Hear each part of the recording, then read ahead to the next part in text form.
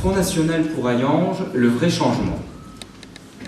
2 slogans de campagne contre le laxisme et la tromperie du maire socialiste et Philippe David, 16 ans de règne, ça suffit. Nous présenterons une liste populaire composée de femmes et d'hommes de tout horizon, des patriotes, des amoureux de Hayange et de la France, des anciens du RPR à la gauche, de la société civile, des syndicalistes indépendants et non politisés comme la CGT ou la CFDT, et des adhérents ou juste des sympathisants Front National qui ne sont pas adhérents à notre mouvement. Une liste ouverte d'esprit et dynamique, ouverte au dialogue avec toute la population et qui ne sera en aucun cas sectaire. Nous ne sommes pas comme toutes les autres listes qui se présentent sans étiquette, alors qu'elles cachent un parti politique. Nous sommes fiers de représenter une liste patriote, Front National.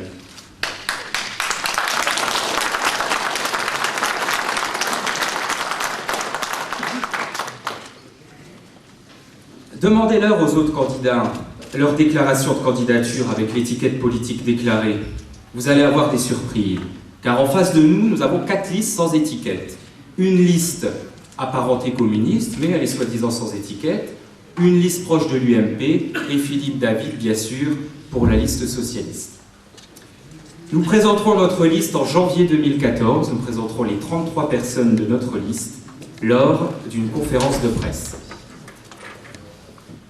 Alors, place au spectacle. On va faire passer une petite vidéo, Magnéto, John. Une petite vidéo et on se retrouve dans 2 minutes 30.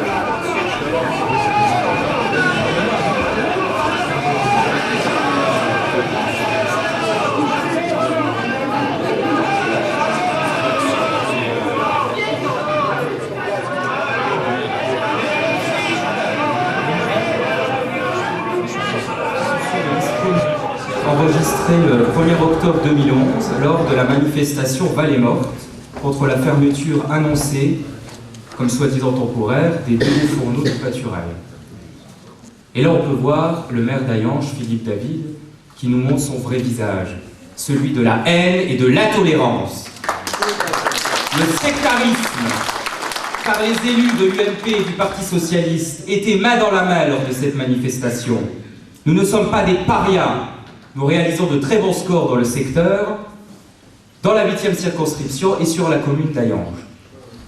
Lors de cette manifestation, le maire Philippe David avait envoyé des invitations aux élus Front National du Conseil régional. Automatiquement, Thierry Gourlot nous a proposé de réunir une dizaine de militants et d'y participer. Lors de notre arrivée, le sectaire syndicaliste Édouard Martin et le maire Philippe David, vous les avez bien vus dans cette vidéo, nous ont viré manu militari. C'est un véritable scandale. Mais ce maire est coupable aussi d'avoir, alors qu'elle avait été à peine posée, retiré cette plaque du syndicat apolitique, qui est plutôt correct à mes yeux, le syndicat Force ouvrière. Cette fameuse plaque où on pouvait lire « Ici reposent les promesses de François Hollande », Honte au maire d'Hayange d'avoir retiré cette plaque.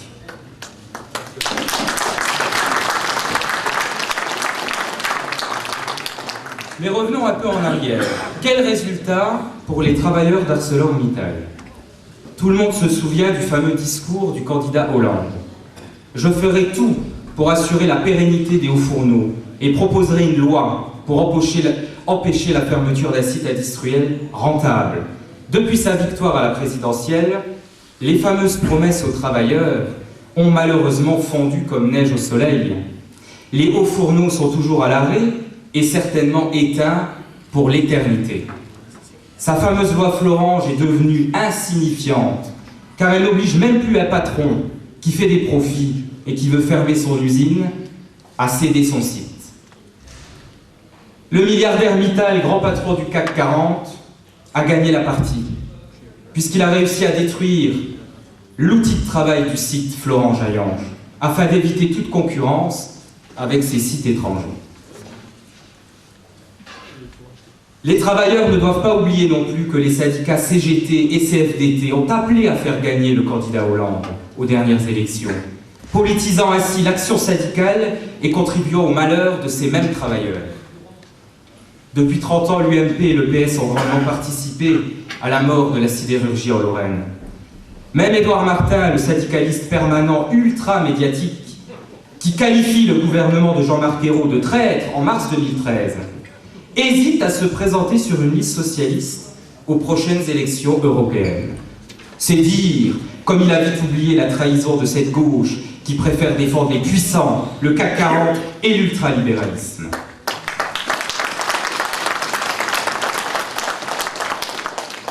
Le regretté Jean Jaurès, grand homme politique socialiste, lâchement assassiné le 31 juillet 1914, doit se retourner dans sa tombe. Lui qui disait à celui qui n'a plus rien, la patrie est son seul bien. Oui, le Parti socialiste est complètement indifférent à notre quotidien, au niveau local comme au niveau national.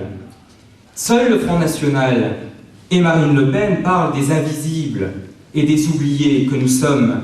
Qui d'autre encore ose défendre la souveraineté française face aux technocrates de Bruxelles? Certainement pas l'UMPS, ni les pseudos écolos verts et le Front de gauche qui préfèrent défendre la préférence étrangère. Lors d'un discours, Jean-Luc Mélenchon s'exprimait ainsi: il n'y a pas d'avenir pour la France sans les Arabes et les Berbères du Maghreb. Les 6 millions de chômeurs français apprécieront. Certains diront: pardonne-leur, ils ne savent pas ce qu'ils font. Eh bien non, nous ne leur pardonnerons jamais de vendre la Maison France à l'Europe de Bruxelles et à l'immigration massive. C'est pareil au niveau local. Le roi socialiste Philippe David, qui règne depuis 16 ans sur la commune, agit de la même façon.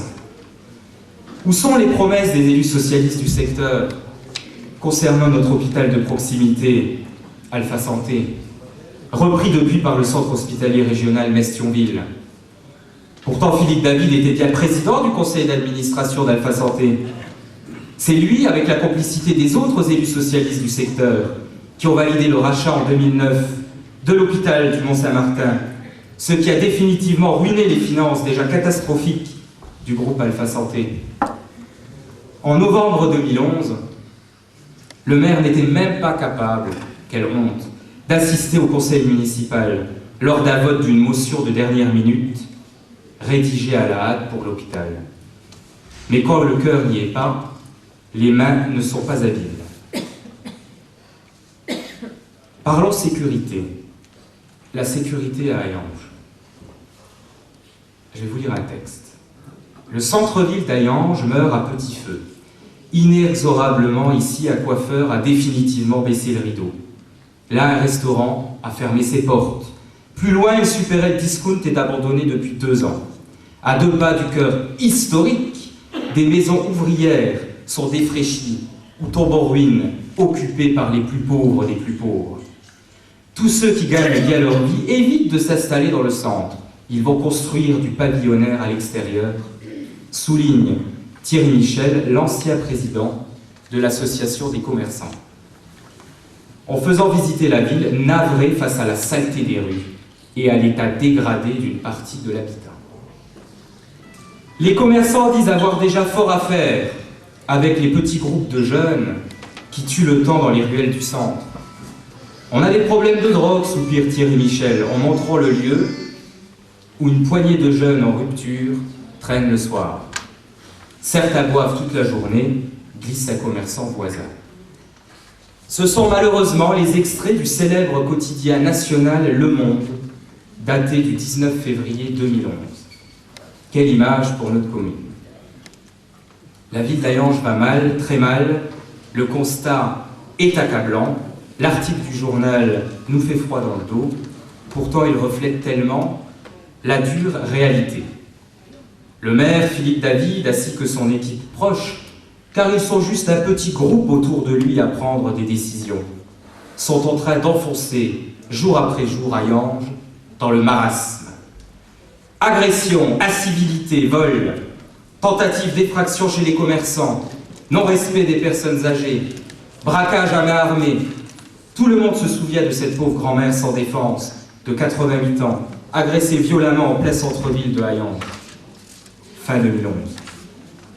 D'ailleurs, une pétition lancée par la présidente des commerçants contre l'insécurité à Hayange a réuni pas loin de 4000 signatures. Le maire, d'après nos informations, n'a même pas été capable de lui répondre. Alors oui, si nous sommes élus, nous renforcerons la sécurité. Si nous gagnons en 2014, nous redéfinirons les missions de la police municipale, qui ne fait que suivre les ordres du maire actuel. Elle n'y peut rien. Ras-le-bol des PV à cause des parkings payants. La police municipale doit être présente le plus souvent possible au centre-ville et dans les quartiers de la ville, sans oublier Saint-Nicolas-en-Forêt, Conaquer et Machepy, avec des visites chez les petits commerçants pour les rassurer. Et nous envisagerons de renforcer les effectifs de la police municipale si besoin. Nous ferons également respecter le décret d'interdiction de consommer de l'alcool sur la voie publique, sauf sur les terrasses des bistrots, bien entendu. Ras-le-bol de voir ces individus qui passent leur journée à boire et à se droguer non loin du supermarché Match et du passage d'Ikirch, qui de plus brisent leurs canettes en verre au sol et urinent contre les murs. La nouvelle trouvaille, c'est la création d'un panneau métallique à l'entrée du passage, histoire de ne pas les voir, alors qu'ils sont juste derrière. Quelle honte. Nous ferons également voter un arrêté qui interdira la mendicité sur la voie publique. Ras-le-bol de supporter ces individus, souvent agressifs sur le marché ou au centre-ville, qui squattent devant les commerces, alors que ces mêmes personnes sont pour la plupart du temps hébergées gratuitement au foyer Amélie ou à l'hôtel central, réquisitionnées par le Conseil général. Pour des soi-disant réfugiés politiques, alors que ce sont plutôt des réfugiés économiques.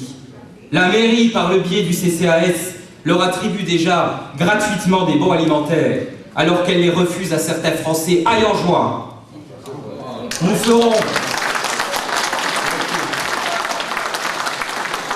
également le ménage là-dedans. Les bons alimentaires seront donnés au cas par cas. Nous sommes contre l'escroquerie à la charité.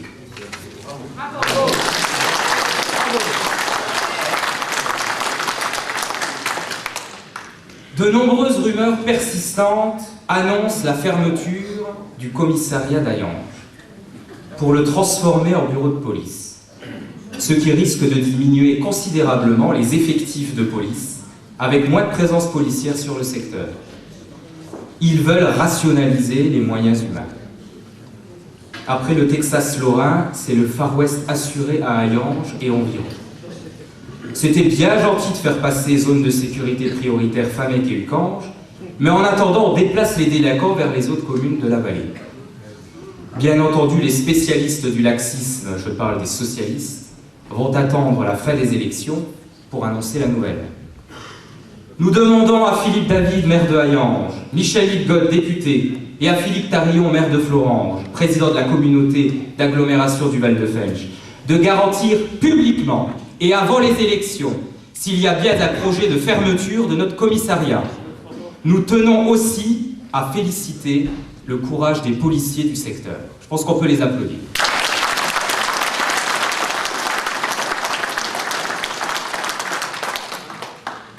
Il n'y aura plus de passe-droit. plus de clientélisme si nous gagnons. Nous ferons dès la première semaine une réunion de travail avec l'ensemble du personnel et avec les syndicats non politisés. Nous leur donnerons la parole afin d'organiser avec intelligence une nouvelle façon de travailler pour le service public. Il n'y aura plus de mise au placard, il n'y aura plus d'harcèlement de la part de certains chefs proches du maire et qui se sentent pousser des ailes. Ce sera du donnant-donnant. Plus de véhicules de service après les heures de travail. Que ce soit pour le maire ou pour les directeurs, nous trouvons anormal que le directeur général des services utilise une voiture de la commune pour rentrer chez lui le soir et le week-end jusque Metz. Eh bien, nous montrerons également l'exemple en diminuant nos indemnités, celles du maire et des adjoints de 20% dès le début du mandat. Nos deux députés, Gilbert Collard et Marion Maréchal-Le Pen, avaient proposé à l'Assemblée nationale un texte de loi pour diminuer de 10% les grosses indemnités des parlementaires. Eh bien, main dans la main, l'UMP, le Parti Socialiste, les communistes, les pseudo-écolos, ils ont tous voté contre. 10%, c'est quand même pas, hein. Voilà. Lors de la victoire de la gauche, on a bien vu des personnes âgées qui n'avaient jamais payé d'impôts et qui se trouvent sur la classe supérieure et qui maintenant payent des impôts. Tout le monde a vu sur un article dans la presse une dame de 100 ans qui n'a jamais payé d'impôts. Et maintenant elle en paye, donc elle n'a plus le droit aux APL, elle n'a plus le droit à n'importe quelle aide, et elle n'a plus le droit non plus à des bons alimentaires. On a rencontré une petite dame qui m'a fait mal au cœur, de 75 ans dans la rue de Verdun, qui maintenant paye des impôts, elle n'a plus d'APL, et on lui a refusé des bons alimentaires à la commune. Par contre, les clandestins de l'hôtel central, ça y va, hein.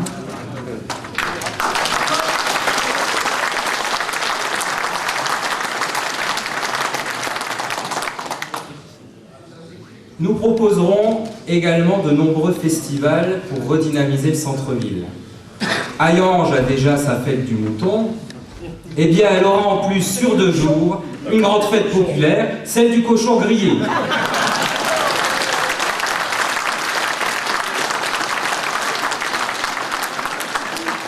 Avec des groupes de musique et des attractions pour les jeunes. Je suis persuadé qu'on peut redynamiser et qu'on peut rameuter du monde au centre-ville et dans la commune. Nous proposerons également un projet pour les personnes âgées et pour la jeunesse hayangeoise, car il faut dire que la commune n'est pas vraiment attractive pour les jeunes. Notre programme, nous le présenterons à la presse publiquement début février. Les mauvaises langues disent « le Front National n'a pas de programme local ». Eh bien, nous allons les décevoir. Courant fin janvier, début février, nous vous présenterons un programme sincère, crédible, avec un projet concret et réalisable, car il ne faudra pas oublier les problèmes financiers de la commune. Cependant, nous ne nous gênerons pas de parler également des problèmes nationaux, comme le chômage, le protectionnisme, l'islamisation rampante de la France et l'immigration. Alors peut-être que vous n'êtes pas toutes et tous d'Hayange, et que vous voulez peut-être vous investir dans votre commune, ou nous aider sur Hayange à distribuer des tracts, coller des affiches. Vous pouvez vous inscrire chez John, voilà, qui est là, je pense qu'on peut l'applaudir, il est également sur la liste. John qui est étudiant en droit, vous pouvez donner vos coordonnées, ou même si vous voulez adhérer au Front National, ça se passe là. Avant de finir, je vais vous lire la charte municipale du Front National, qui est obligatoire pour tous les candidats. Marine Le Pen l'a proposé. Toutes les personnes qui veulent être candidates doivent signer cette charte. Attaché à l'égalité devant la loi de tous les citoyens français, sans distinction d'origine, de race ou de religion, le Front National défend la souveraineté nationale et l'indépendance de la nation. Attaché à la liberté d'expression et d'opinion, le Front National est favorable au gouvernement du peuple, par le peuple et pour le peuple. Dans le cadre des élections municipales, le Front National réaffirme sa volonté de constituer une véritable alternative politique nationale et locale et d'œuvrer au redressement de notre pays et de nos communes, victimes d'une politique mondialiste ultralibérale menée depuis plusieurs décennies. Dans un esprit de rassemblement, au service de l'intérêt général, le Front National et ses représentants sont favorables à des accords locaux et la constitution de listes communes aux élections municipales, avec des individus ou des organisations s'engageant à respecter les principes suivants dans le cadre de leur action municipale. Je vais vous lire point par point. Très bien. Refuser toute augmentation de la fiscalité pendant toute la durée du mandat. Agir pour assurer la tranquillité et la sécurité, première des libertés. Favoriser l'attractivité économique de la commune, défendre les commerces de proximité et les services publics. Lutter contre les gaspillages, les dépenses fastueuses et inutiles. Assurer la transparence totale des critères de procédure d'attribution des logements sociaux, aux Français si possible. Promouvoir un urbanisme respectueux de l'architecture locale et du patrimoine. Refuser toute subvention et toute aide à des organisations qui ont des projets communautaristes. Défendre rigoureusement, et là j'y suis très attaché, la laïcité républicaine, la loi 1905, dans tous les secteurs de la vie municipale, pas de repas halal dans les cantines scolaires.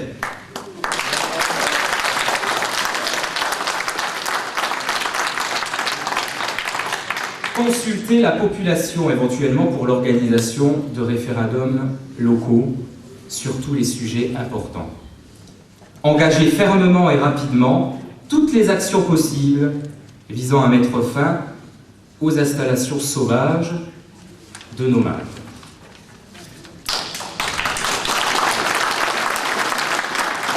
Et on est les seuls, demandez aux autres partis politiques en face, mais il n'y a pas de charte municipale à signer. Alors mes chers amis, mesdames, messieurs, tous ensemble, la tête haute et les mains propres, en route vers la victoire!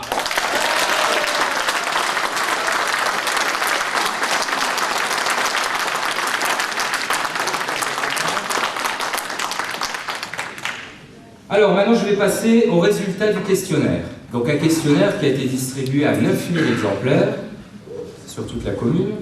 On a eu un très bon retour de 1050 exemplaires avec 930 réponses de Hayange. Le reste, ça venait d'autres communes qui ont été distribuées sur le marché. Vous savez, souvent les gens au marché d'Hayange sont des communes du coin.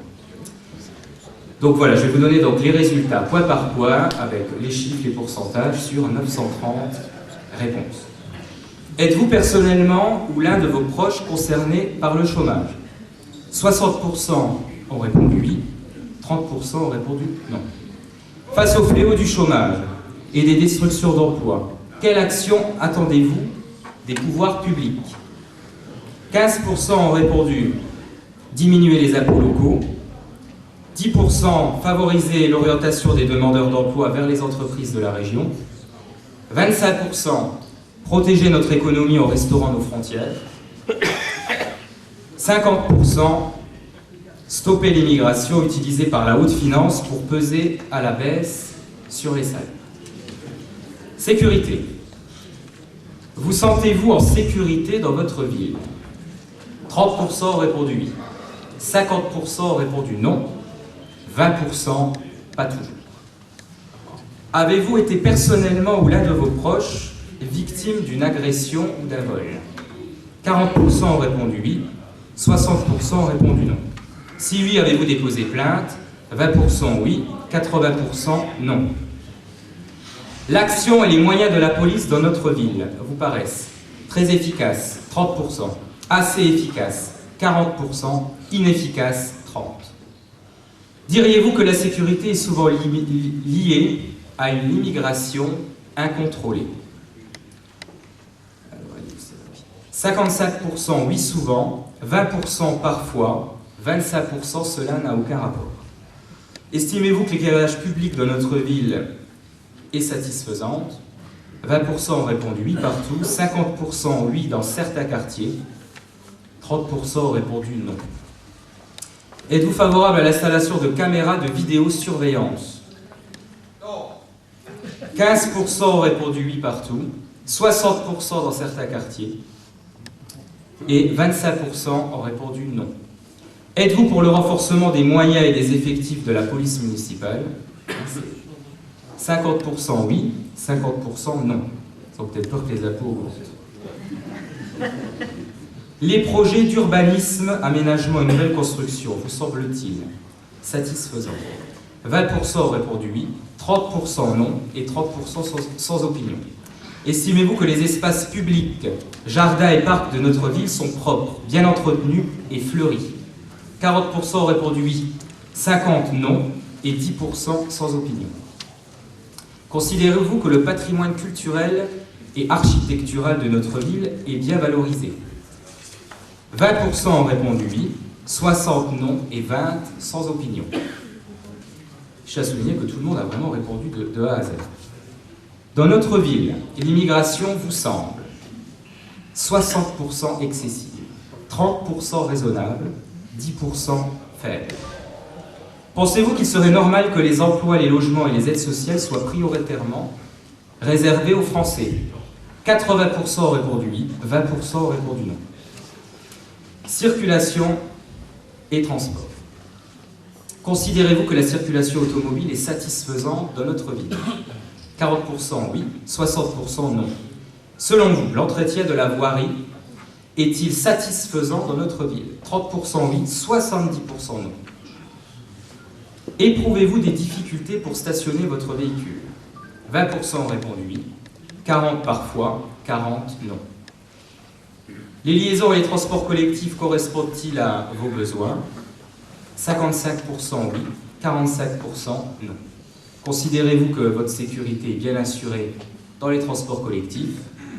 30% ont répondu oui, 70% ont répondu non. Le commerce.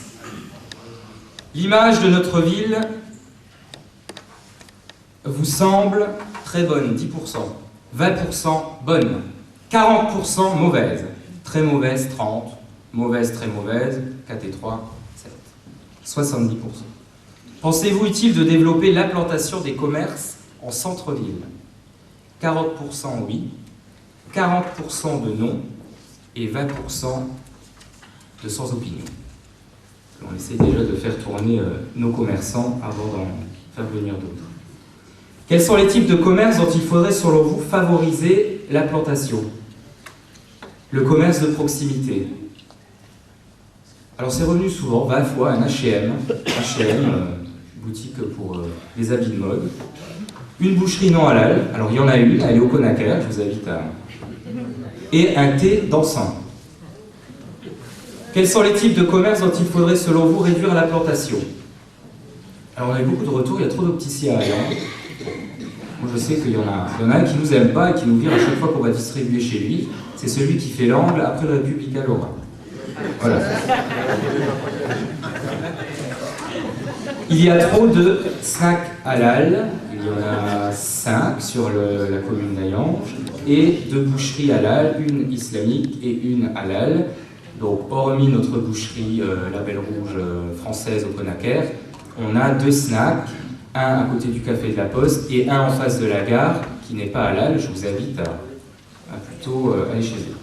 Faut-il limiter le développement des grandes surfaces en périphérie de la ville?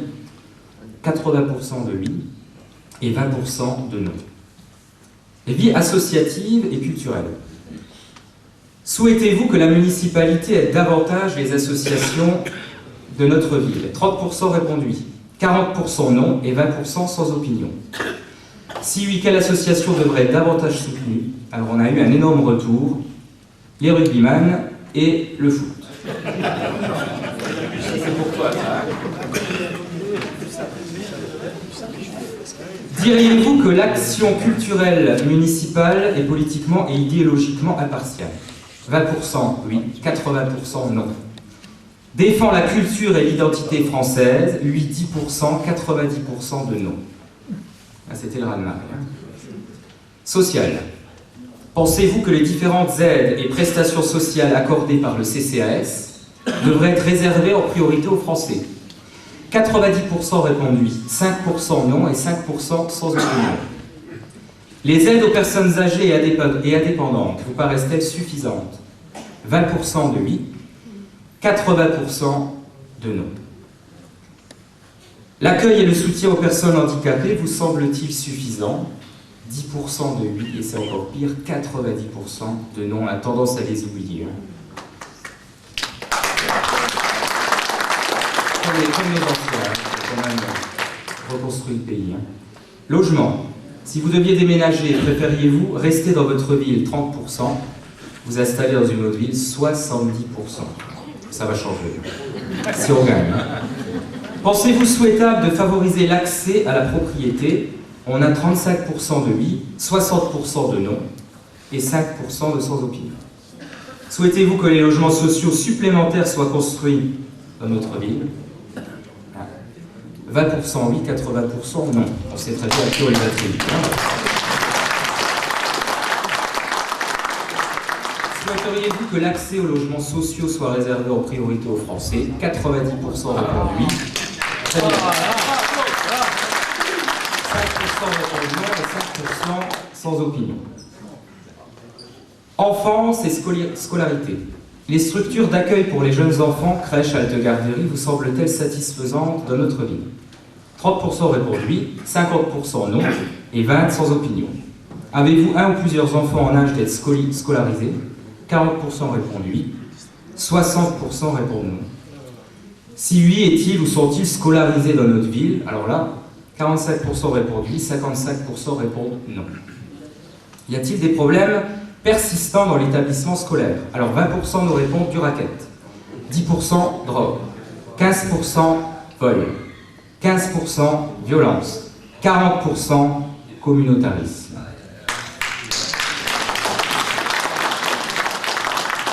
Moi, des enfants qui vont à l'école avec des t-shirts Vive l'Algérie ou Nique la France, c'est du communautarisme. Impôts locaux. Pensez-vous que le niveau des impôts locaux est excessif à 40%, normal à 40%, 10% faible et 10% sans opinion? Les indemnités de fonction d'un maire d'une commune comme Hayange sont de 2470 € maximum.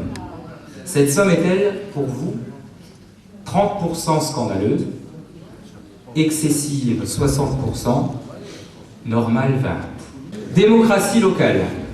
Philippe David et ses amis socialistes, membres du conseil d'administration d'Alpha Santé, ont-ils une part de responsabilité dans le démantèlement de notre hôpital de proximité?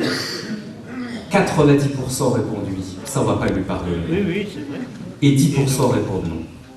Pensez-vous que Philippe David, maire PS de Hayange, a été très actif dans la mobilisation contre la fermeture des hauts fourneaux d'ArcelorMittal? 30% répondent oui, 70% répondent non. Pensez-vous que la municipalité devrait mettre en œuvre des référendums locaux pour consulter la population sur des sujets importants? Et là, on a 100% oui.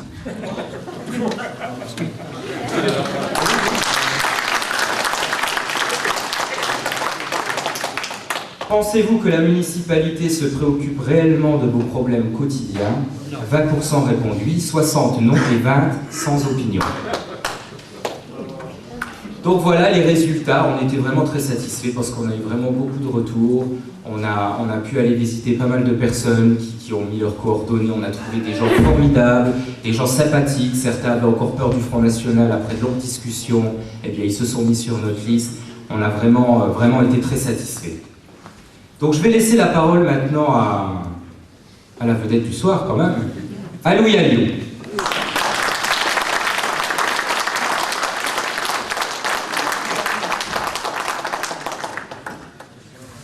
Mesdames et messieurs, je suis très honoré d'être parmi vous ce soir, en réunion publique de soutien à mon ami Fabien, qui se démène sans compter pour, évidemment, prendre la ville à la gauche et essayer de donner un petit espoir nouveau à une population dont vous venez de voir, évidemment, dont vous êtes, qu'elle est très inquiète de l'avenir. Mais ce que je suis aussi venu vous dire, c'est vous dresser un peu le panorama de la France actuelle. Je pense que vous ne doutez pas de ce que je vais vous dire, mais je pense qu'il y a des choses à rappeler, parce que quand même, au fond, quand on réfléchit 2 minutes, et qu'on est chez soi, devant sa télévision quelquefois, ou devant un journal, on finit quand même, à la fin, par se dire « ils nous prennent vraiment pour des cons ».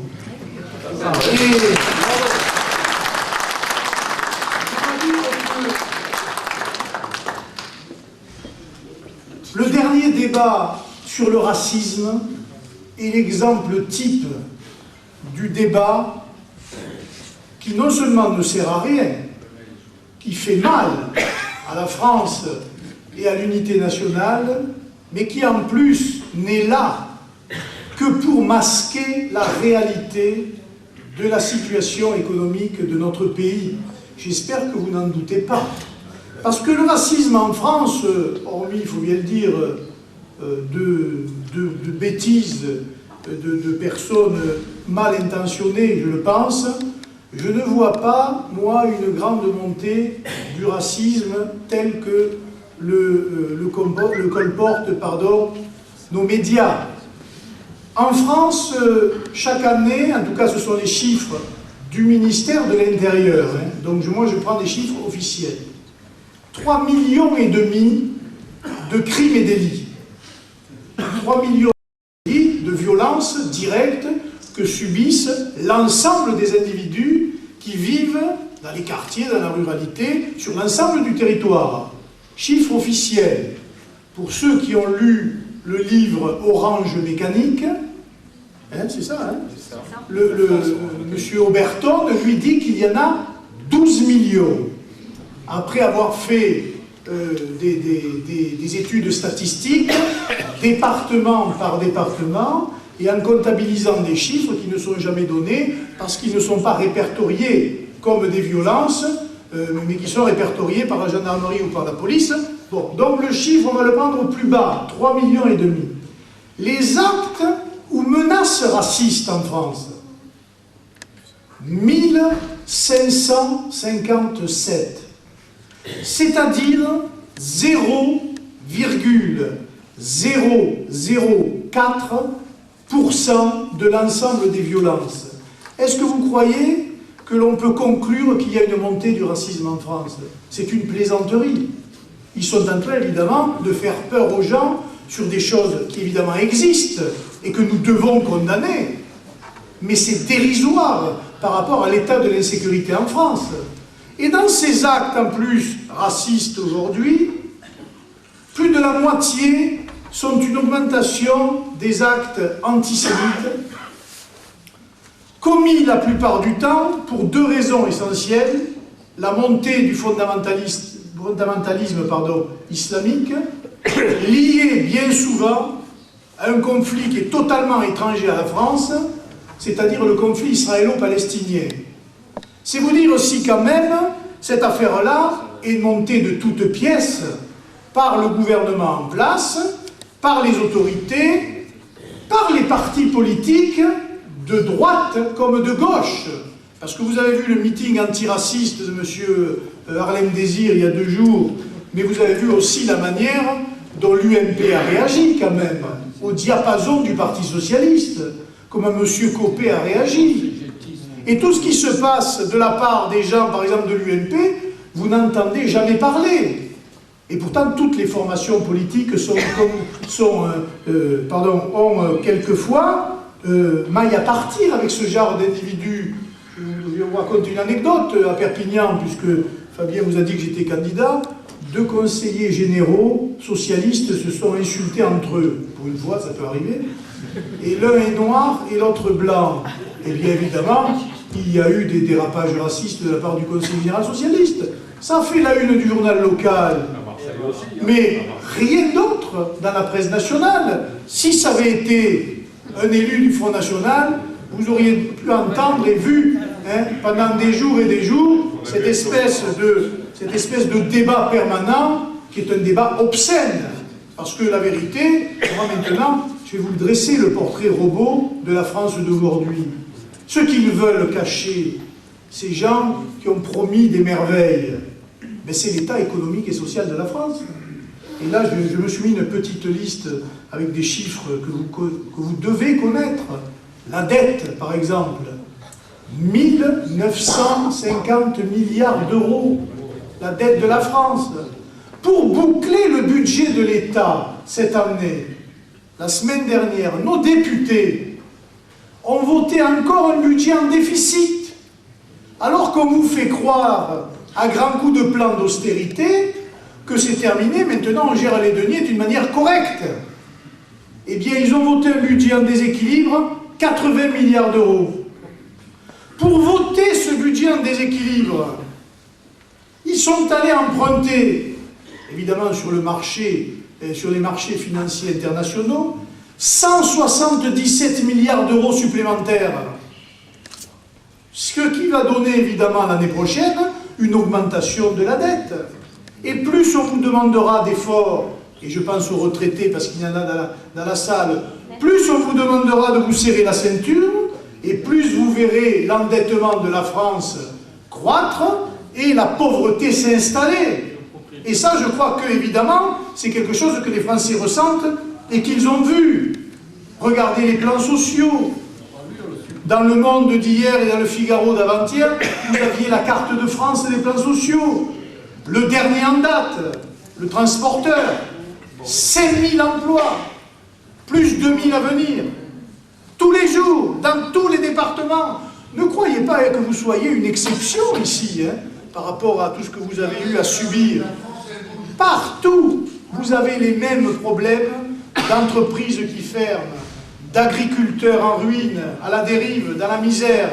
Et petit à petit, nous nous appauvrissons pendant que nos dirigeants prennent des décisions absolument incompréhensibles.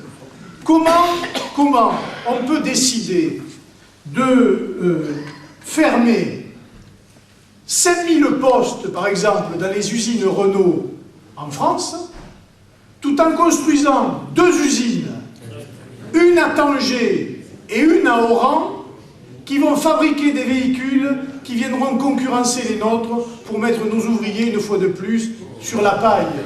Mais dites-moi un peu qui dirige encore la France, si ce n'est, à mon avis, une élite qui est complètement déconnectée de la réalité et dont, il faut bien le dire, tous façonnés par le même moule des grandes écoles, des grands corps de l'État qui se cooptent les uns les autres, qui se promotionnent les uns les autres et qui finissent par arriver de l'entreprise publique à l'entreprise privée, de l'entreprise privée à l'Assemblée nationale et pour M. Hollande, de l'Assemblée nationale à l'Élysée. Mais c'est exactement la même caste qui dirige le pays et je dois dire qu'entre la droite et la gauche, évidemment, il y a un partage savant du pouvoir, à toi, à moi, à toi, à moi, mais le résultat, il est exactement le même.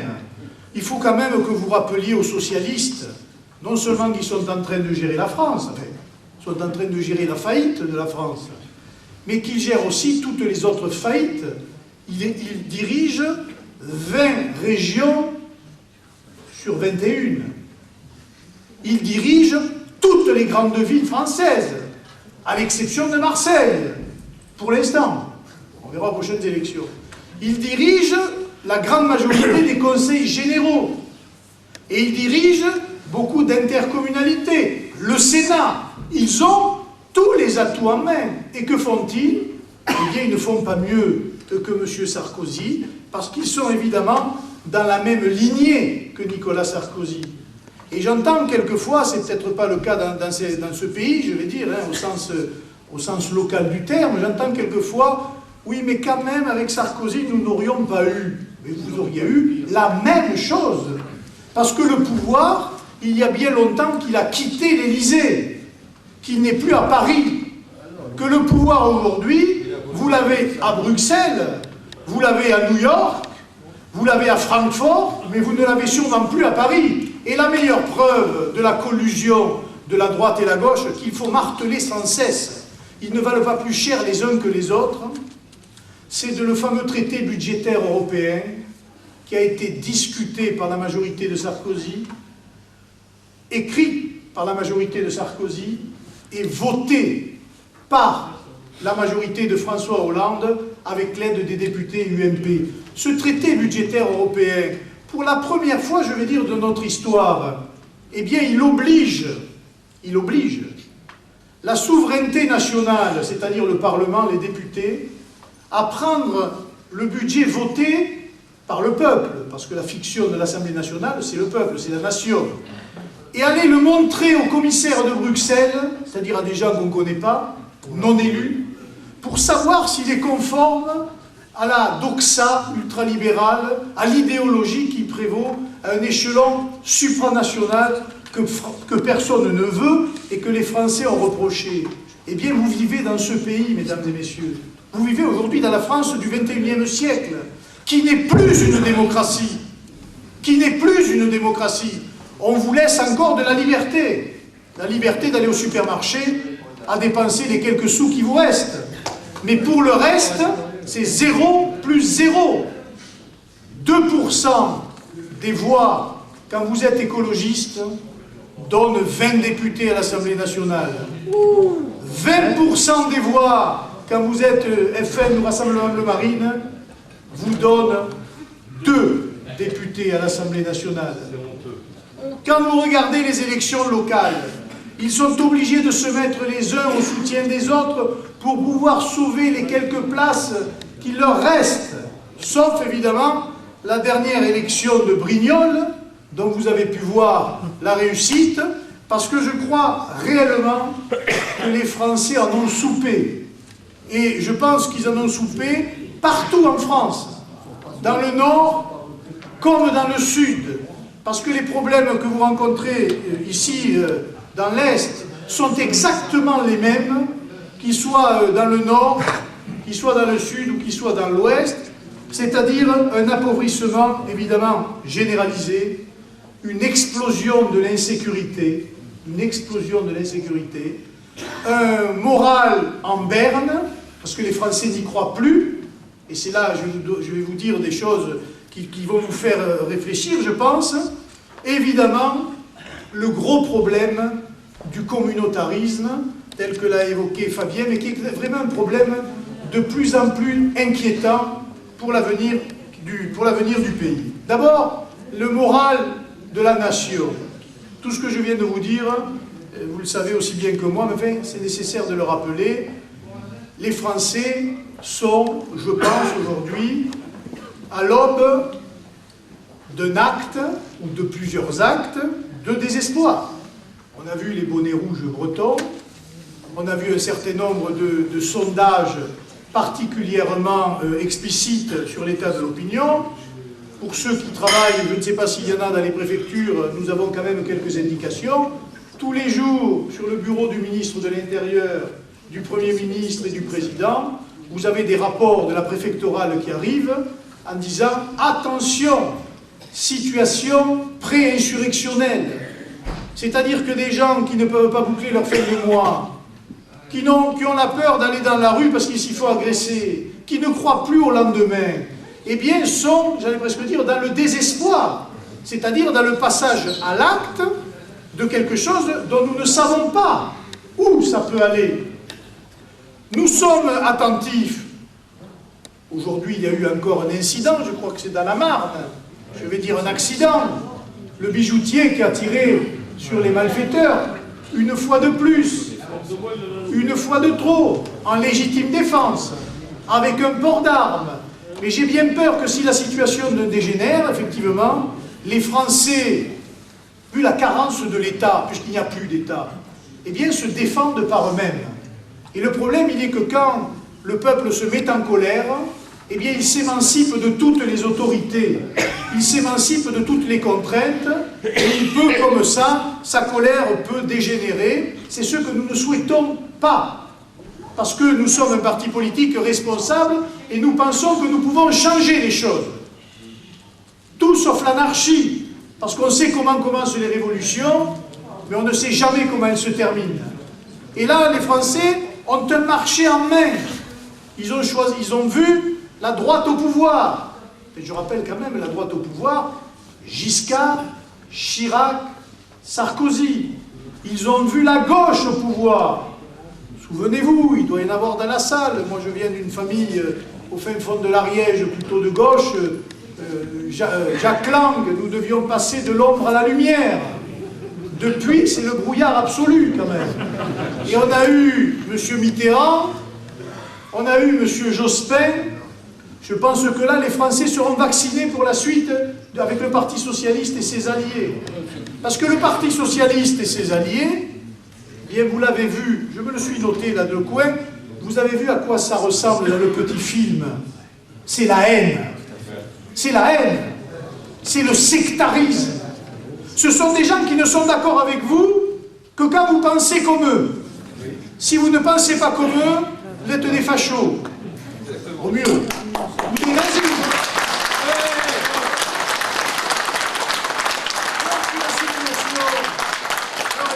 La situation dans laquelle on se trouve, ils en sont les seuls responsables. Et quand j'ai vu dans ce film, je ne le savais pas, mais je m'en ferai l'écho lorsque je serai invité dans des médias, de ce syndicaliste à une grande gueule, là, comment il s'appelle Édouard Martin, qui est allé bousculer notre secrétaire général. Laissez-moi vous dire qu'il a eu la chance de tomber sur lui. Parce que ça aurait pu, et que Briouat a du sang-froid. Parce que ça aurait pu quand même méchamment dégénérer, mais ils se pensent tout permis, ces gens-là. Et lorsque vous savez que ce croque-mort, parce que ça s'appelle comme ça s'appelle un croque-mort du système social, syndicaliste aujourd'hui. J'espère que je ne blesse personne dans la salle. Mais le syndicalisme aujourd'hui, s'il y a 7% de syndiqués, c'est qu'il y a une raison. C'est parce qu'ils ont toujours été dans la rue à brailler avec des drapeaux, mais qu'au final, les emplois ont toujours été perdus. Il n'y a pas eu une bataille syndicale gagnée en France depuis 30 ans. Je n'en connais pas.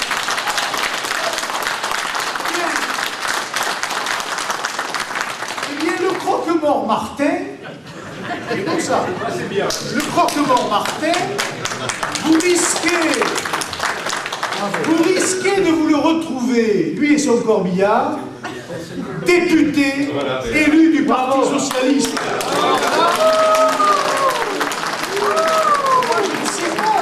Je ne sais pas où il habite, mais je vais vous donner une idée de manifestation. Le jour où vous apprenez qu'il est candidat du Parti Socialiste, eh bien moi je vous propose de monter une manifestation pour aller hurler sous ses fenêtres la honte de cette personne. Insécurité, marasme social, communautarisme, avec des exemples concrets. Il y a aujourd'hui en France, assez curieusement, une politique de poids, deux mesures.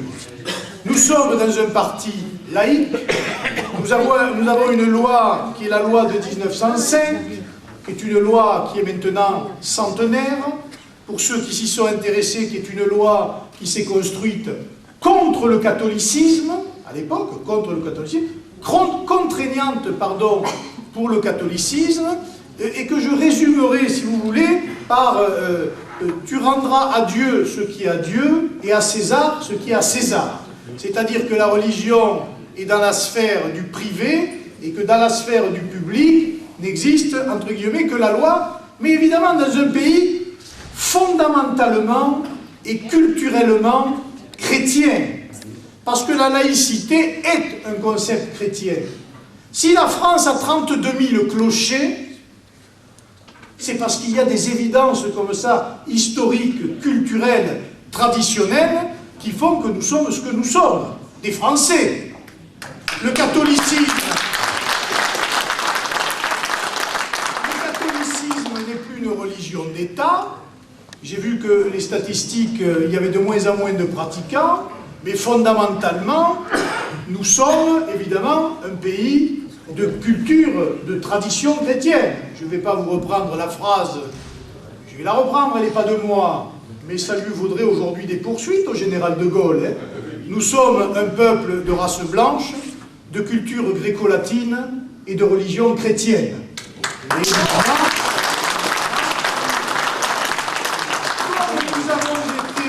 comme nous avons été un empire et que nous sommes fiers de cet héritage-là, nous avons aujourd'hui non seulement des frères d'armes, mais des citoyens français comme vous et moi, de toutes origines, de toutes couleurs et de toutes religions, qui ont prouvé l'amour qu'ils avaient et l'attachement pour la France. Mais aujourd'hui, nous ne sommes plus dans ce cas.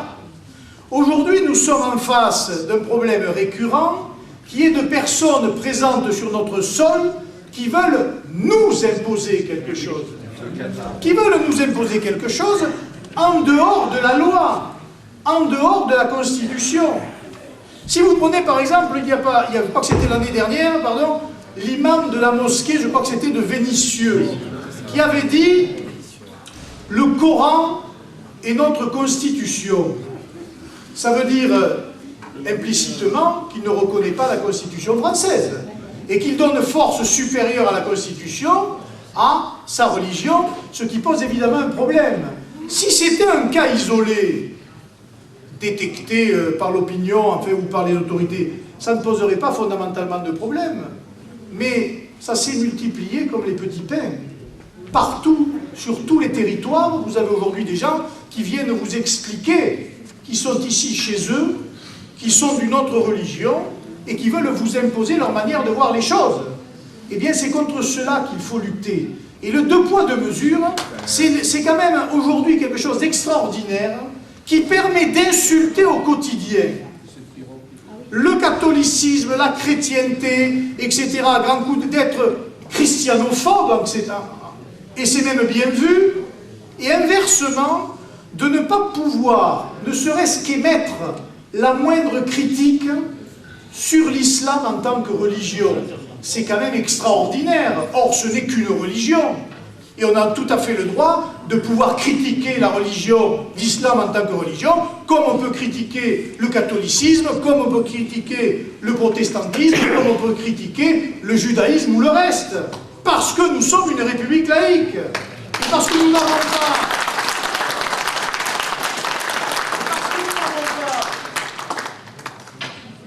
à nous faire imposer des choses qui malheureusement, évidemment, face à la loi du nombre, nous sont imposées de facto. Tout à l'heure, Fabien vous a lu les cantines scolaires, mais on a dépassé les cantines scolaires. On a dépassé les horaires aménagés dans les piscines, ou ailleurs d'ailleurs. Aujourd'hui, le problème, il est général. Aujourd'hui, le problème, il est dans les hôpitaux. Je peux vous dire que nous avons un cercle qui travaille avec nous de médecins. Dans les urgences, dans les hôpitaux, ils n'ont jamais vu ça de leur vie. Des femmes qui ne veulent plus pas se faire ausculter par des médecins de permanence hommes. Et vous avez quelquefois toute la famille qui arrive pour en découdre avec le personnel des urgences, ou avec les pompiers, ou avec le personnel des ambulances. Vous avez aujourd'hui dans des villes, je vais citer la mienne, parce que je trouve ça extravagant, l'abattoir financé en grande partie par les deniers publics, eh bien il est tourné vers la Mecque. Vous entendez ce que je vous dis? Oui. Sur le plan de construction du bâtiment, vous avez les 4 points cardinaux et vous avez en gros la flèche avec marqué Mecque. Vous vous rendez compte de ça? Et je viens d'écrire au procureur de la République en disant manifestement c'est quand même une violation de la loi de 1905. J'ai écrit au préfet des Pyrénées-Orientales. Le procureur m'a dit qu'il ne voyait pas où était le problème. Et le préfet m'a écrit, je n'ai pas encore pu voir le courrier, mais il est arrivé. Ça pose évidemment un problème, parce que moi je vous le dis, je ne suis pas... chacun croit en ce qu'il veut. Les personnes qui mangent halal, c'est leur problème, ce n'est pas le mien. De la même manière que les personnes qui mangent cachère, c'est leur problème, ce n'est pas le mien. Il y a pour cela des filières. Mais ce qui est critiquable dans le système actuel, c'est qu'on nous l'impose à nous. Oui. Et qu'on nous l'impose en plus, sans nous le dire. Parce que dans l'heure, moi j'ai commencé à m'intéresser à la chose. Pourquoi cet abattoir a été dirigé vers la Mecque? Tout simplement parce que dans le sacrifice, on n'est pas dans le laïque là, on est dans le religieux.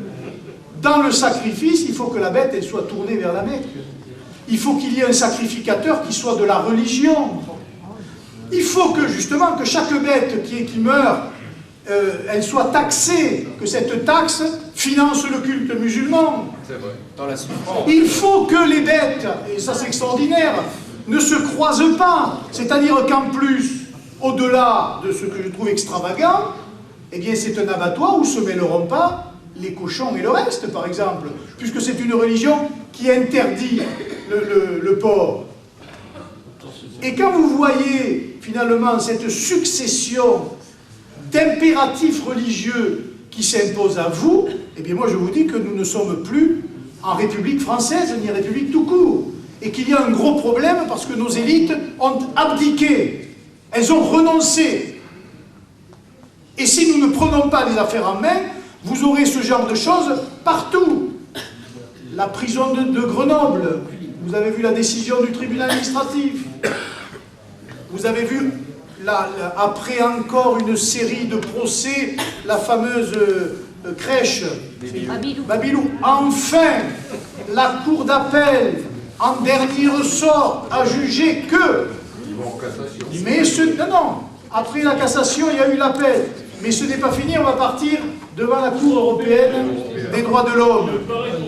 Vous voyez bien qu'il y a manifestement l'envie d'imposer des choses et que personne, à part, il faut bien le dire, à part le Front National, n'ose, ne serait-ce que oser dire les choses qui ne sont pas des choses racistes, qui ne sont pas des choses xénophobes, qui sont simplement l'application des règles de la laïcité, de la loi républicaine, et évidemment de la Constitution française.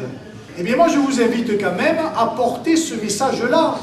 Nous ne sommes pas des racistes, nous ne sommes pas des xénophobes, nous sommes, comme l'a toujours dit Jean-Marie Le Pen, des francophiles, parce que nous aimons la France, et nous aimons évidemment chaque citoyen de ce pays, quelle que soit par ailleurs sa race ou sa religion, pour peu évidemment qu'il y ait un minimum de respect, qu'il y ait un minimum d'amour pour son pays, d'amour pour sa patrie, et qu'à la moindre occasion, on ne sorte pas dans la rue, comme l'autre jour, partout là aussi sur tout le territoire, avec des drapeaux étrangers. Parce que le même soir que la France a gagné, l'Algérie a gagné. Et dans les rues, à Toulouse, 12 voitures brûlées. Vous avez vu les photos sur les Champs-Élysées. Vous seriez venu chez moi à Perpignan, pendant 3 heures, ils ont bloqué avec des drapeaux algériens, etc. Ces gens-là, en tout cas une partie d'entre eux, sont présents chez nous dans un esprit de revanche. À Toulouse, ils ont enlevé le drapeau français sur la mairie. Oui, mais ils sont allés mettre le drapeau du FLN sur la mairie de Toulouse. Et ça, c'est un peu partout. C'est général. C'est quelque chose qui existe. Mais vous avez vu que les médias se focalisent pour essayer de manipuler les esprits. Écoutez, moi qui ne suis pas un footeux, et très honnêtement, je ne regarde pas le foot. Bon, c'était pas facile d'éviter le sujet le lendemain. Quand même. Parce que alors là, j'ai cru que nous avions gagné la Coupe du Monde. Et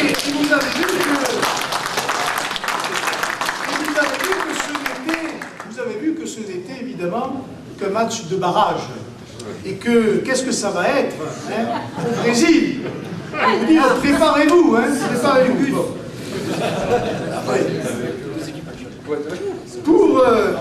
Pour en terminer, moi j'ai 2 choses. L'une, voilà. J'ai essayé de vous démontrer qu'aujourd'hui, c'est de l'enfumage généralisé sur tous les sujets. La vérité, c'est ça. Sur le plan économique, voilà, on masque la réalité en faisant peur aux gens. Un jour, c'est le racisme, un jour, c'est le Front National, un jour, c'est le programme du Front National sur la sortie de l'euro, que nous sommes nuls en économie, etc. Regardez petit à petit l'évolution sur ces sujets. Regardez la une du Monde il y a 3 jours qui disait c'est vrai que le programme du Front, il est comme il est, mais il y a une cohérence. C'était la première fois qu'un journal, on va dire, d'opinion, pointait le fait que nous étions cohérents dans nos idées. Ils sont allés chercher 3 charlots d'économistes pour évidemment critiquer le programme du Front. Et là c'est des arguments pour vous. Quand on vous dit Marine Le Pen est nulle en économie, ils n'ont pas de programme, etc. D'ailleurs, la première réponse à leur faire, c'est à leur dire, mais dites, la situation dans laquelle on vit là, vous croyez qu'ils sont meilleurs, là, les économistes de la droite et de la gauche? Parce que si le résultat de ces grosses têtes qui donnent des leçons à la télévision tous les jours, c'est le résultat économique que nous avons, c'est-à-dire les 1900 milliards de dettes, etc., ne venez pas nous donner des leçons d'économie.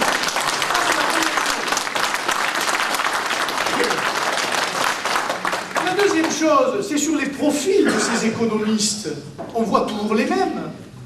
Vous voyez se balader d'écran en écran M. Jacques Attali, qui est le personnage le plus emblématique de ce système de bobos gauchos libéraux, je veux dire, qui vient nous expliquer ce qu'il faut faire, ce qu'il ne faut pas faire. Personne ne lui dit, écoutez, M. Attali, il y a un problème quand même, parce que vous avez conseillé Mitterrand. Vous avez ruiné la Banque européenne de développement, la BERD à l'époque. Vous avez conseillé Sarkozy. Vous êtes conseiller de Hollande. Le moins que l'on puisse dire, c'est que c'est pas brillant quand même. Vous êtes peut-être une brillante intelligence, un polytechnicien renommé, mais le moins que l'on puisse dire, c'est que vos résultats, c'est 0 plus 0. Hein. Parce que là, on voit le résultat. Et là, vous pouvez sortir les chiffres. Hein. Quand M. Attali a mis le pied à l'Élysée avec M. Mitterrand, il y avait tant d'ouvriers dans la région. Le jour où M. Mitterrand a quitté l'Élysée, il y en avait tant en moins. Ça, c'est un bilan. Et ça, c'est leur responsabilité politique. Dans ça et dans le reste. Nous avons évidemment des compétences, n'en doutez pas. Nous avons des staffs qui travaillent, des professeurs d'économie qu'on n'entend jamais, des hauts fonctionnaires aussi, parce qu'il en faut, des gens, des fiscalistes, des avocats, des gens qui ont étudié ce système par cœur, notamment le système de l'euro. Nous nous appuyons sur des travaux rigoureux, notamment ceux du prix Nobel d'économie Maurice Allais, qui n'a jamais été écouté par personne. Le seul prix Nobel d'économie français que nous avons, nos politiciens n'ont jamais regardé en sa direction. Eh bien, peut-être faudra-t-il un jour regarder en sa direction. Lorsqu'il disait, ce brave homme, le pauvre, il est décédé, construire l'Europe monétaire, c'est-à-dire la monnaie unique, avant l'Europe politique, conduira notre pays à la ruine. Et vous l'avez. Vous l'avez. Parce qu'aujourd'hui, entre l'euro fort et la compétition mondiale, eh bien, nos entreprises sont en train de se faire dégommer, excusez-moi du terme, les unes après les autres, obligeant même, comble du comble, à pousser des entreprises comme Airbus, je connais bien le problème parce que Toulouse n'est quand même pas loin et que je connais bien, poussant même Airbus à aller fabriquer des avions aujourd'hui en zone dollar, ce qui est quelque chose d'extraordinaire. C'est-à-dire on va enlever des emplois à Toulouse, de la région toulousaine, pour aller les mettre aux États-Unis, faire travailler en plus des travailleurs américains pour que ces avions soient fabriqués dans zone dollar et qu'ils viennent concurrencer sur le marché mondial Boeing, parce que Boeing est américain, mais aussi des Airbus, mais aussi d'autres compagnies. C'est un système qui est absolument ubuesque. Eh bien, mesdames et messieurs, il va falloir en sortir. Et il va falloir en sortir d'une manière, là aussi, ça va pas être la révolution, on va sortir avec des fourches dans la rue, et du jour au lendemain décréter, il n'y a plus d'euros. Non, nous sommes des gens responsables. Nous sommes quand même la deuxième puissance de l'Europe. Si la France demain dit à l'Europe c'est terminé, nous on ne marche plus, vous les verrez tous à la table des négociations. Pourquoi? Parce que l'euro sans la France, ça ne peut pas marcher. Parce que l'Europe sans la France ne peut pas fonctionner. Donc à partir du moment où vous avez le peuple qui met en place des dirigeants et que ces dirigeants disent voilà c'est terminé, on ne peut pas, on ne marche plus dans la combine, eh bien vous verrez arriver la mère Merkel, monsieur Cameron qui n'attend que ça, sortir de l'Europe, vous verrez arriver les Grecs, les Portugais, les Italiens, les Espagnols qui sont pendus et qui n'en peuvent plus, et puis nous referons quelque chose d'honnête, de droit, de constructif,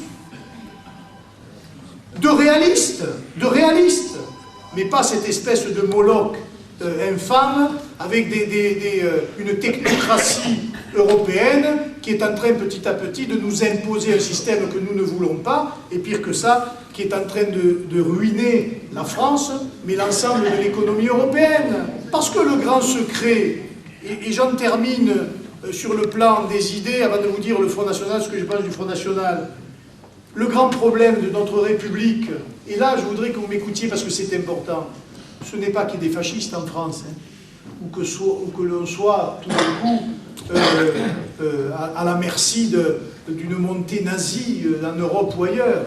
Le grand secret de la République, d'ailleurs ils disent notre République, nos valeurs, c'est la corruption. Entendez? Je pense que la France est l'un des pays les plus corrompus d'Europe. Et qu'il ne tient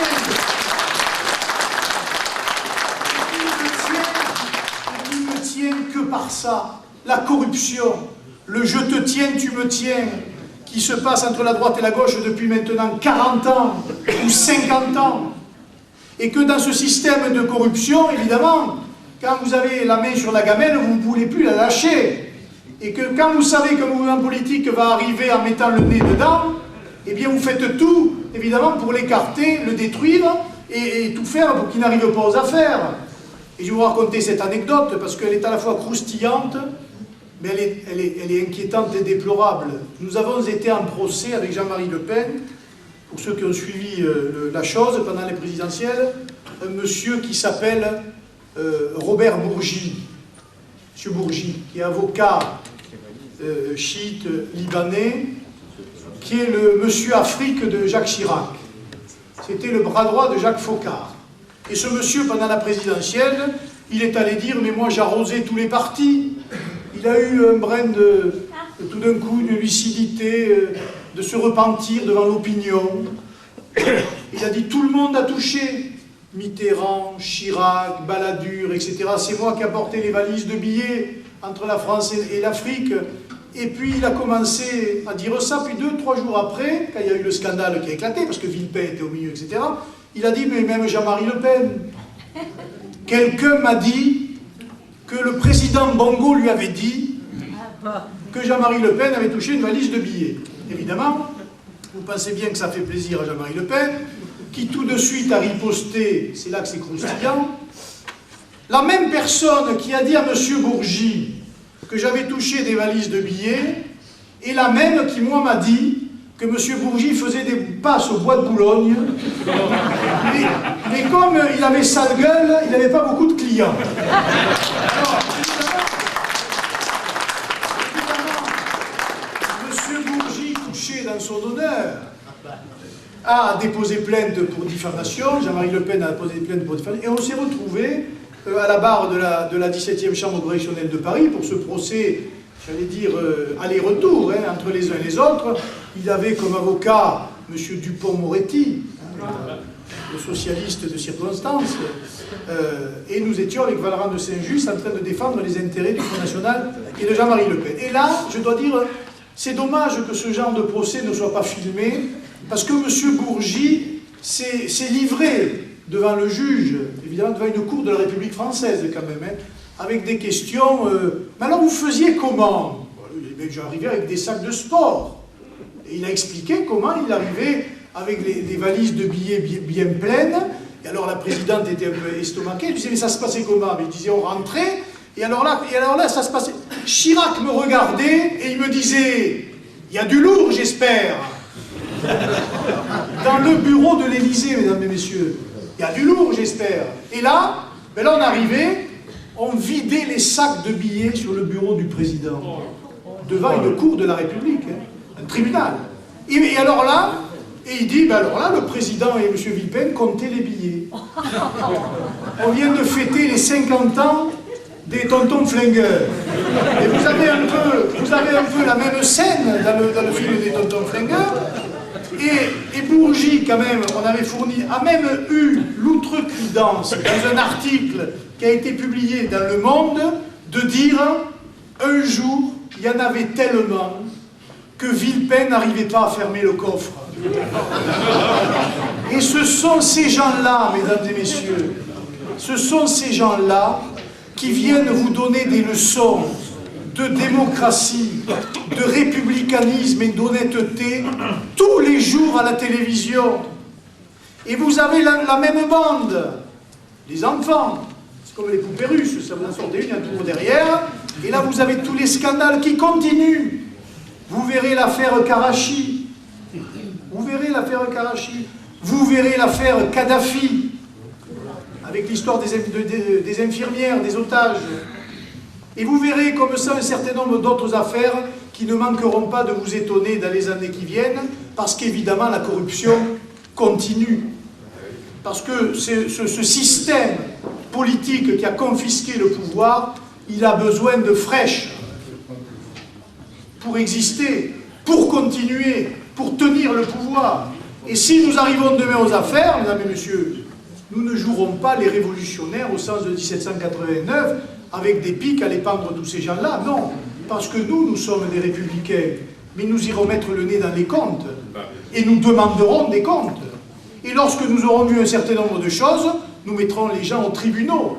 Et il faudra que le peuple sache les différents trafics qui ont existé au sommet de l'État et qui continuent d'exister. Et je pense que c'est pour cela que l'on tente de nous réduire au silence.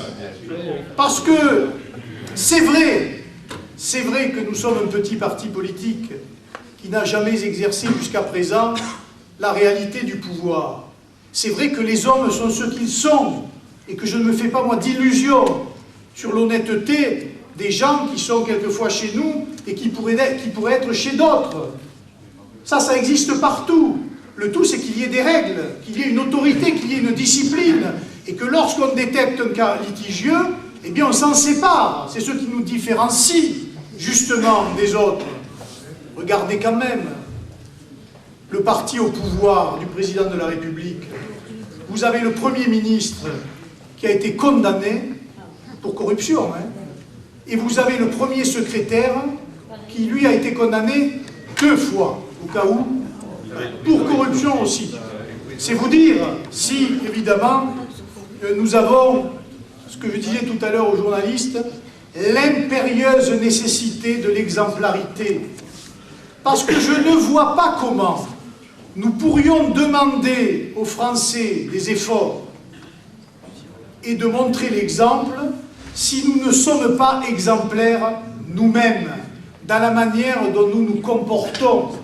Parce que la responsabilité politique, c'est pas seulement avoir un micro et parler comme ça, et évoquer la situation. C'est aussi demain gérer des villes. Et j'espère que Fabien prendra cette commune comme, évidemment,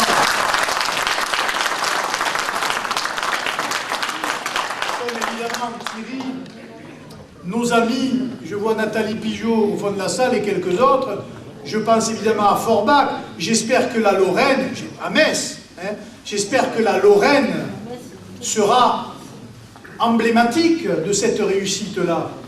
Mais même si elle ne l'est pas, parce que ce sont des élections municipales, nous avons l'impérieuse nécessité de l'exemplarité, de la vérité. Il faut continuer à aller voir nos concitoyens en leur disant les choses, même lorsqu'elles ne font pas plaisir. Parce que je sais bien que le discours sur l'euro, moi souvent sur les marchés, les gens disent « je suis à fond pour vous, à 100% pour vous ». Mais vous ne croyez pas que sur l'euro, eh bien je leur dis, vous verrez, l'euro, c'est ce qui nous donnera demain la victoire. Parce que nous aurons eu raison avant les autres. Nous aurons fait le bon diagnostic sur la monnaie unique. Et qu'il faudra revenir sur cette monnaie, parce que comme je le disais tout à l'heure, ce sera la ruine. Et enfin, mesdames et messieurs, il nous faudra du courage. Vous voyez les candidats du Front National aujourd'hui, et Marine Le Pen, les dirigeants du Front, ce sont de vrais risques. Des risques, pour les têtes de liste, des risques professionnels. Il y a des gens qui ont sacrifié leur vie de famille, leur vie professionnelle, pour servir les intérêts du Front National et pour servir les intérêts de la nation. Il faut en être conscient. Il faut avoir conscience aussi que quand on se bat, on pense aussi aux autres, à ceux qui ne peuvent pas, ou à ceux qui ne sont plus là. Et là, j'en reviens, évidemment, au centenaire de la guerre de 14. Et je sais qu'ici, il y a eu quand même un lourd tribut. Nous allons rentrer dans le centenaire de la guerre de 14. Il serait quand même incroyable qu'au moment où on se rappelle du sacrifice de tant des nôtres, eh bien nous bradons comme ça, nous bradions les intérêts de la nation, les intérêts du peuple français, les richesses de ce pays à d'autres, aux mondialistes, aux finances internationales, à je ne sais qui. Eh bien c'est cela qu'il faut bien se mettre dans le crâne. Nous ne nous battons pas pour le pouvoir parce que c'est le pouvoir. Nous nous battons parce que nous considérons que nous sommes des héritiers, que ce que nous avons, on nous l'a transmis, et que ce que l'on a transmis, eh bien nous devons le transmettre, si possible en l'état, et pour le mieux, en essayant de le développer et en essayant évidemment d'étendre le maximum notre richesse et notre puissance sur les générations d'après. Parce que je le pense, et j'en termine, je pense que la France est un pays qui n'est pas tout à fait comme les autres, que nous avons une mission, que nous avons un message, et je crois que nous ne mourrons pas pour peu que l'on se batte. Merci de m'avoir écouté.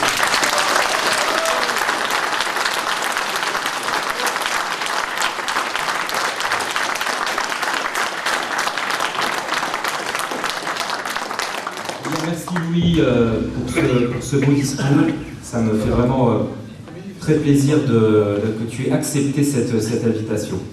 Voilà, on va laisser la parole maintenant à Thierry Bourlot. Et puis après, on pourra peut-être chanter une petite Marseillaise pour finir. Et l'apéro saucisson pinard qui nous attend. Thierry, à toi. Merci Fabien de cette invitation. Je sais que ventre affamé n'a pas d'oreille, donc après Fabien, après le brillant discours de Louis, bon, ça va être dur, mais moi je voudrais simplement parler de la ville d'Hayange, puisque je suis heureux d'y être, et puis beaucoup, il y en a quelques-uns qui ne sont pas, et puis il y a les habitants d'Hayange, mais j'aime bien quand je vais quelque part me plonger dans l'histoire. Ensuite je parlerai un peu de Fabien, un peu, voilà. Alors Hayange, je suis content d'y être parce que c'est une ville qui gagne à être connue, parce que je pense qu'elle ne l'est pas assez. Si ce n'est qu'on connaît Léo Fourneau, enfin Léo Fourneau quand il fumait encore, parce que là, ce dernier, s'est éteint récemment avec le cœur serré, je pense, pour tous ceux qui ont partagé ce métier. L'histoire d'Hayange remonte au temps mérovingien, donc c'est pas d'aujourd'hui, même si on a trouvé d'ailleurs des restes gallo-romains.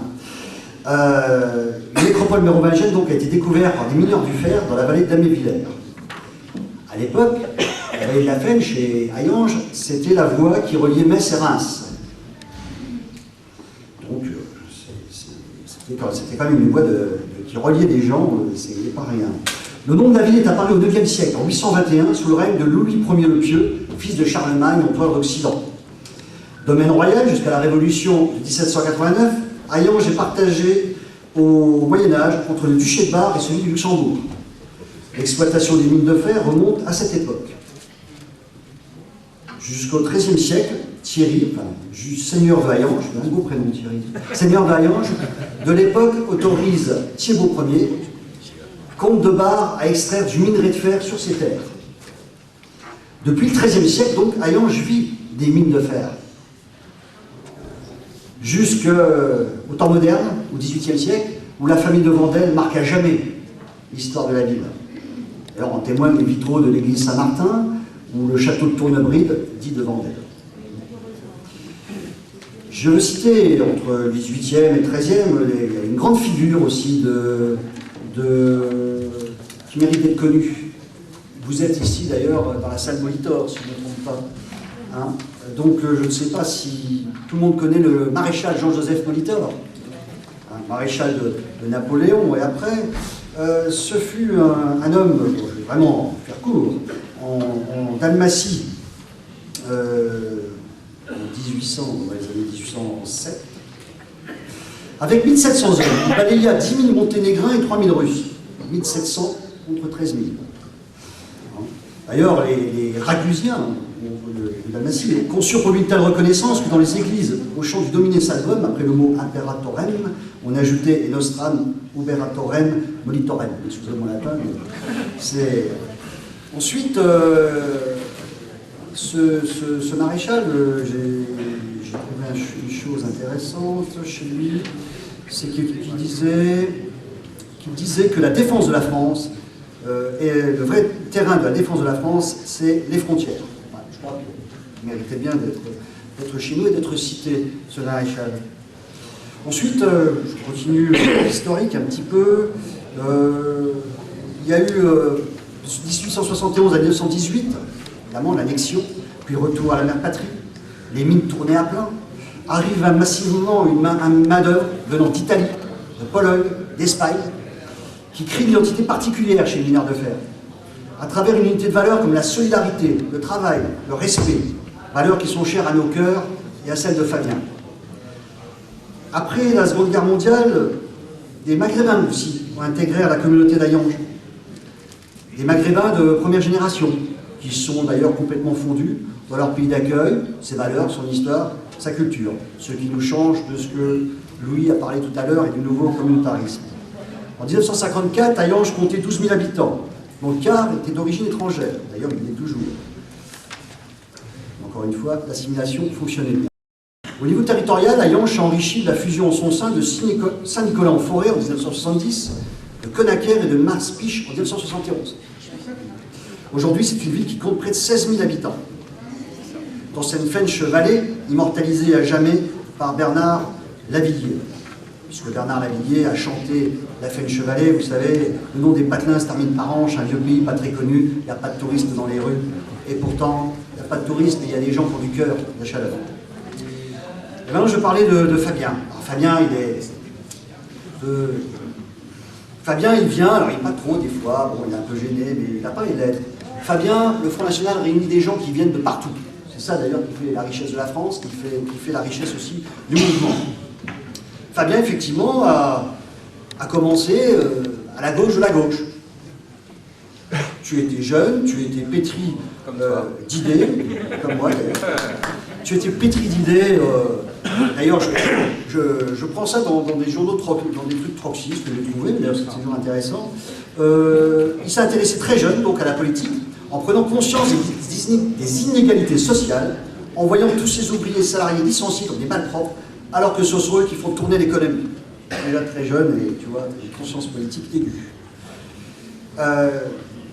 Il cite ce journal gauchiste dans une interview donc, de l'époque. Tu avais cité d'ailleurs Michel Rocard, qui disait qu'on ne pouvait pas accueillir toute l'univers du monde, ou le communiste Georges Marchais, qui dans les années 80, il ne faut pas l'oublier ça quand même, réclamait l'arrêt d'immigration. Pourquoi les communistes ont bien changé quand même.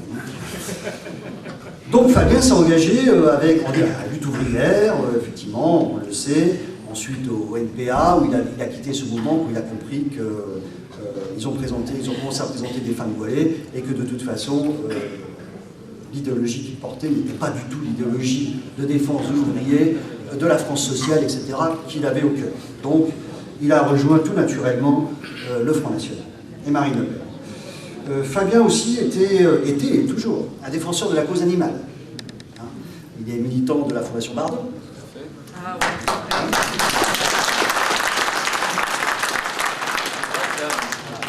C'est pour ça que le segment halal le fait saigner aussi.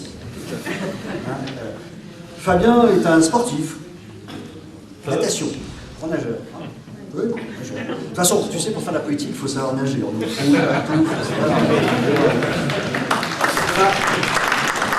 Fabien est un cuisinier. Il cuisine bien.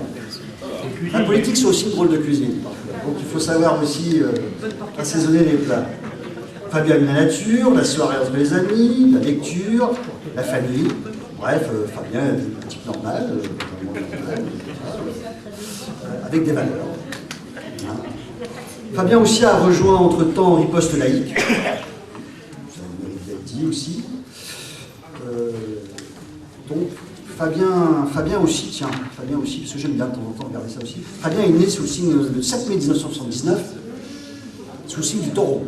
Alors je regardais comme ça le taureau, on sait que le signe du taureau, pour ceux qui aiment l'astrologie, c'est un signe enraciné, qui aime la terre, voilà, qui est un peu cocardier, qui aime son clocher, qui est bien chez lui, qui est entêté, il trace son sillon le taureau. Hein. Mais j'ai découvert que la planète Vénus a son domicile dans le signe du taureau. D'où le goût de notre animal, tout ce qui est vivant et heureux. Il est tendre, il aime la beauté, l'herbe verte, les fleurs, les animaux, la bonne cuisine. Il aime l'amour, il aimera toute sa vie. Il est très doué pour. Enfin, c'est marqué. Oh. Je note aussi que Karl Marx était taureau. D'ailleurs, le journal où je dis ça, il dit que pour analyser les rapports de force dans le monde du travail, comment parler des masses prolétariennes si on n'est pas sur même cet animal, l'esclave attaché à la charrue de son maître, etc. Qui trace aussi. Voilà. Bon, j'arrête là parce que là, je vais faire rougir. Mais quand même, ce que j'ai découvert chez Fabien, vous l'avez vu dans le petit film. Le petit film d'ailleurs où David, le maire d'ici, m'avait invité. D'ailleurs, j'étais invité, je venais tranquillement avec la lettre d'invitation d'ailleurs. Et on a été reçus, bon, c'est pas très grave de partir. Mais Fabien fait preuve de ça, mais je me rappelle aussi d'un courage dont Fabien a fait preuve, pour ceux qui l'ont vu ou senti, c'est quand il a été exclu de la CGT. Ah oui. Hein, il a été exclu de la CGT alors qu'il est ouvrier territorial, à Paris, je parle, oui, j'en parlais. Ouvrier territorial, où sa section, quand il a été exclu, l'a suivi, ce qui prouve que si c'était vraiment le méchant qu'on prétendait qu'il soit, c'était pas possible. D'ailleurs, il s'était bien embêté, puisque de nombreux syndicalistes, il y a quand même des bons syndicalistes, des syndicalistes qui croient encore, qui croient évidemment trompés par leur direction, qui eux n'y croient pas, ils sont corrompus comme les autres, ça c'est sûr. Mais Fabien m'a fait ce jour-là, quand j'ai vu les images à Paris, où il y avait des centaines, je crois que vous étiez, de 300 militants haineux qui vraiment lui crachaient dessus, étaient prêts, enfin, si le service d'ordre ne t'avait pas protégé, je crois que tu étais piétiné, écrasé, et que tu as fait preuve avec vraiment... tu as vraiment fait preuve d'un courage, d'une tranquillité d'esprit, etc. Franchement, ça prouve que dans l'adversité, tu sauras gouverner cette mairie et cette ville. Ça, je tenais donc à saluer ton combat aussi de tous les jours, tout ce qu'il a subi. Hein.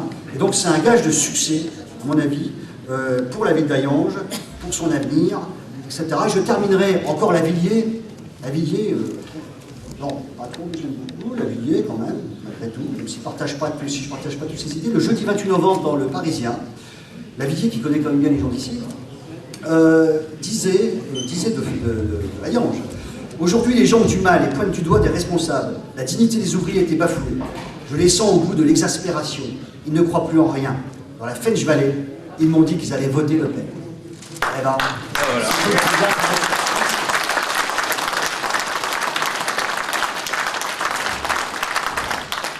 Merci Thierry pour toutes ces louanges.